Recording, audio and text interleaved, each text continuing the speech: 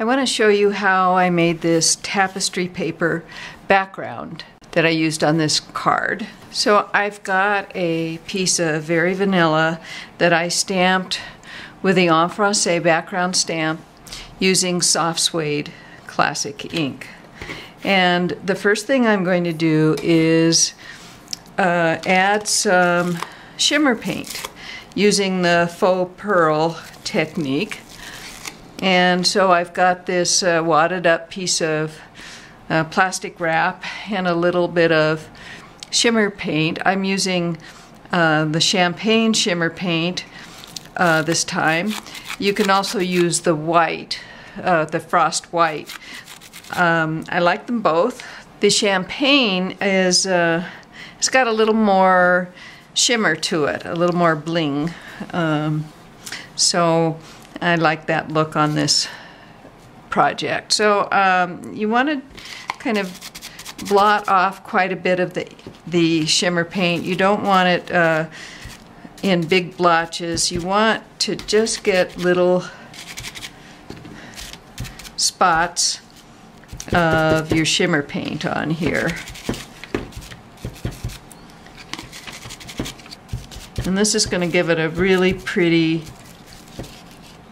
kind of sheen to the whole project. So you may be able to see how shimmery that is. After that, you set it aside to dry, and once it's no longer tacky and coming off on your fingers when you touch it, then we're going to use the brayer. First, I ink the brayer with some Blushing Bride, and I just start putting down some subtle color. And it's starting to show up the shimmer paint quite a bit more. And then after the Blushing Bride, I'm going to go over it again with some Crumb Cake because I want to tone down all that pink just a bit.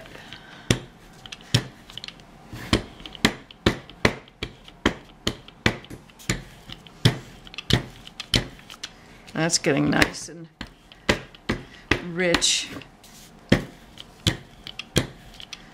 There. Okay. So now you can maybe see the shimmer paint. Now I'm just going to wipe off the piece because where the shimmer paint is, it's resisted the ink. The next thing I'm going to do is emboss this with the flourish from the Elements of Style stamp set. First, I rub the piece with my embossing buddy. Otherwise, the embossing powder will really stick to the whole piece. Then I ink up my stamp, and I'll stamp it a couple of times. One going from the bottom corner and one from the top corner.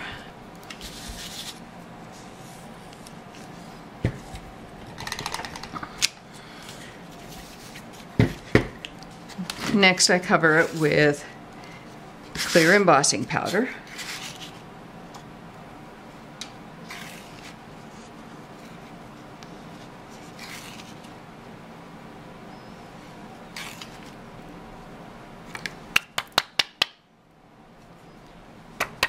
And then melt with my heat tool. And there you have a lovely tapestry looking piece to use as a background in your project. Now you can leave it like this and use it as background, or you can go further and do some distressing with it. And if you'd like to see how I do the distressing, I'll show you that in another video. I'll be posting the distressing video soon, so be sure to check back at www.stampingmadly.com. Happy stamping!